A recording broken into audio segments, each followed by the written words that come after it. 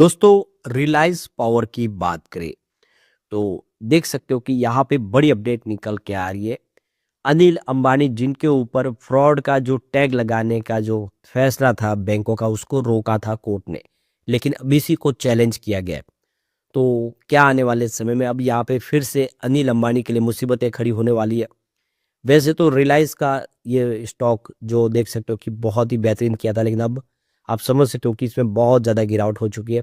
और रिलायंस इंफ्रा भी जिसमें आप देख रहे हो ट्रेडिंग को बैन किया गया, सस्पेंड किया गया। अब आप समझ सकते हो कि इस समय स्थिति खराब है, जबकि कामकाज बहुत अच्छा है। कंपनी लगातार बेहतर करी है, काफ़ी सारे शानदार फैसले करी है। इंडिया की नहीं बल्कि पूरी एशिया की सबसे बड़ी एनर्जी स्टोरेज प्रोजेक्ट कंपनी कर रही है। ऐसे में क्या उम्मीद बन रही है और पूरी अपडेट क्या उसको समझने की कोशिश करेंगे। अब क्वार्टर थ्री भी आने वाला है, क्वार्टर थ्री से क्या उम्मीद है। लेकिन फ्रेंड्स उससे पहले अगर आप पहली बार हमारे चैनल पे आए तो चैनल को सब्सक्राइब कर दीजिए, एक बेल आइकॉन दबा दीजिए ताकि जब भी नया वीडियो बने पहला नोटिफिकेशन आपको मिले। वीडियो पसंद आए लाइक से जरूर कीजिए। चलो फ्रेंड्स वीडियो स्टार्ट करते हैं। मैं हूँ आपका दोस्त SB दवे और हमारे अपने चैनल ऑनलाइन कमाई में आपका बहुत बहुत स्वागत। सबसे पहले रिलायंस पावर के कारोबार की बात करें। स्टॉक इस समय 33.27 पर आपको ट्रेड करता हुआ दिखाई देगा, जहाँ पे 0.42% लगभग आधा परसेंट के आसपास की गिरावट। तो देखो कि शुरुआत तो काफ़ी अच्छी पॉजिटिव हुई, 33.90 पर, क्लोजिंग 33.41 पर थी कल। उसके बाद आप देखें तो इसने 34 का इंट्राडे का हाई भी बना है, लेकिन जैसी खबर निकल कर आई कि यहाँ पे फिर मामला कोर्ट में चला गया, गिरावट इसमें हुई और ये स्टॉक फिर 33.14 के आसपास आ गया। 52 वीक का जो लो इसका वो 31.27 के आसपास है, जबकि हाई 76.49 का जो पिछले दिनों इसने बनाया था। स्टॉक अभी उससे काफ़ी नीचे आ गया है। इसकी परफॉर्मेंस देखें तो आप समझ रहे हो पिछले एक महीने में 2.74% के आसपास की इसमें गिरावट हो चुकी है, जबकि पिछले 3 महीनों में 27.72% के आसपास की भारी गिरावट देखने को मिली है। और 1 ईयर के हिसाब से भी यहाँ पे 9.78% के आसपास की गिरावट देखने को मिली है। यानी पिछले एक साल में जिसका भी इन्वेस्टमेंट है उसको नुकसान हो रहा है, जबकि पिछले दिनों स्टॉक बहुत शानदार प्रदर्शन किया था।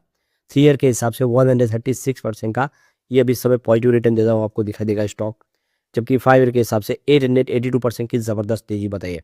यानी जो लॉन्ग टर्म इन्वेस्टर है उनको नुकसान नहीं है, लेकिन जिसने भी शॉर्ट टर्म में निवेश किया साल भर पहले उसको यहाँ पे नुकसान हो रहा है। तो यहाँ पे जो बड़ी अपडेट निकल के आ रही है, अनिल अंबानी के खिलाफ जो फ्रॉड का जो वर्गीकरण की जो कार्रवाई थी उस पर रोक लगी थी, उसको लेकर हाई कोर्ट के अंदर अब चुनौती दी गई बैंकों की तरफ से।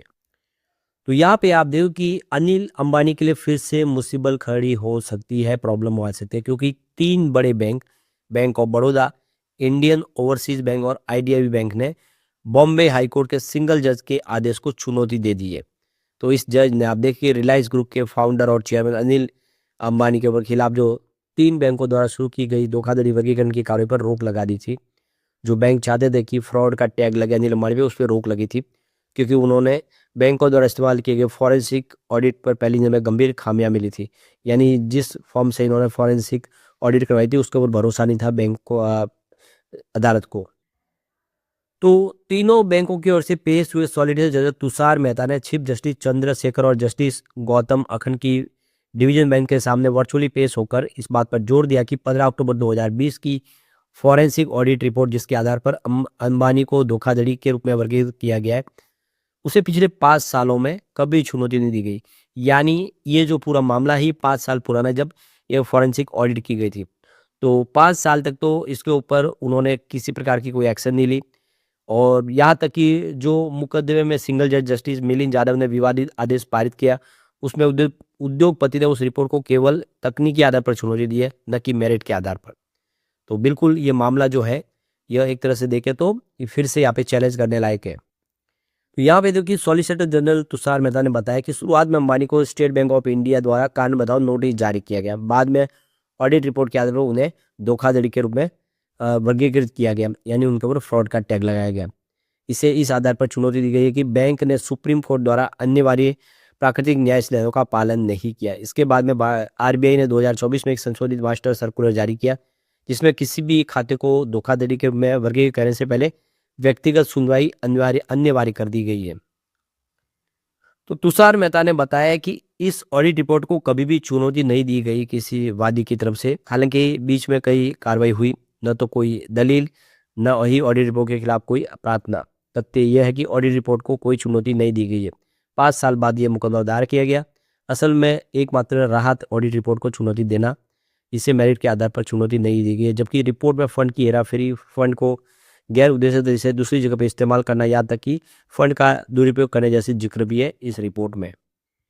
तो आप देख सकते हो कि यहाँ पे तुषार मेहता ने जो तर्क दिया है, इसे टेक्निकल आधार पर चुनौती दी गई है। मास्टर सर्कुलर 2024 के अनुसार ऑडिट एक चार्टेड अकाउंटेंट द्वारा किया गया है, जो इंस्टीट्यूट ऑफ चार्टेड अकाउंटेंट यानी आईसीए का सदस्य हो सकता है। उन्होंने अब तर्क दिया है कि ऑडिटर ने न तो आईसीए से जुड़ा था और न ही उस संस्थान का सदस्य था। इस तरह से उसने मास्टर सर्कुलर के प्रावधानों का पालन नहीं किया है।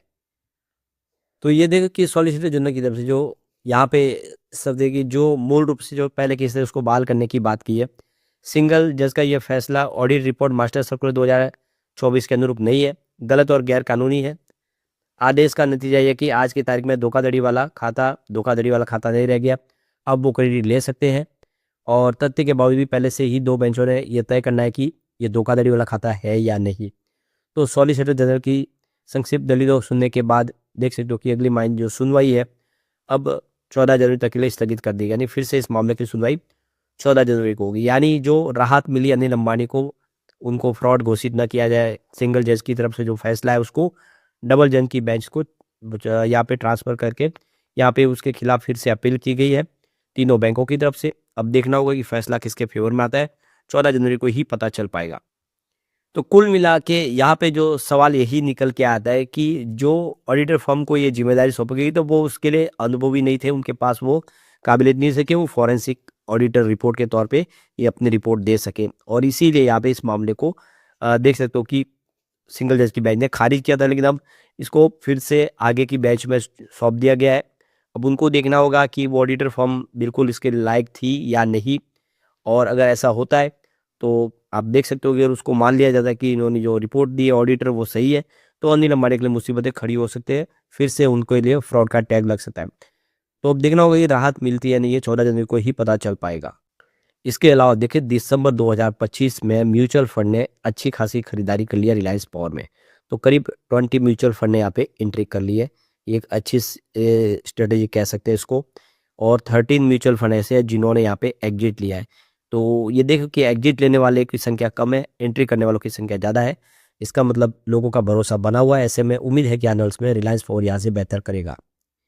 लेकिन फ्रेंड्स, कोई भी इन्वेस्टमेंट करने से पहले अपने फाइनेंशियल एडवाइजर से एडवाइस ले ले या अपना खुद का रिसर्च करें, क्योंकि मैंने वीडियो आपके एजुकेशनल पर्पज़ के लिए ही बनाया। वीडियो पसंद आए तो लाइक से जरूर कीजिए और चैनल को सब्सक्राइब कर दीजिए। Thank you friends.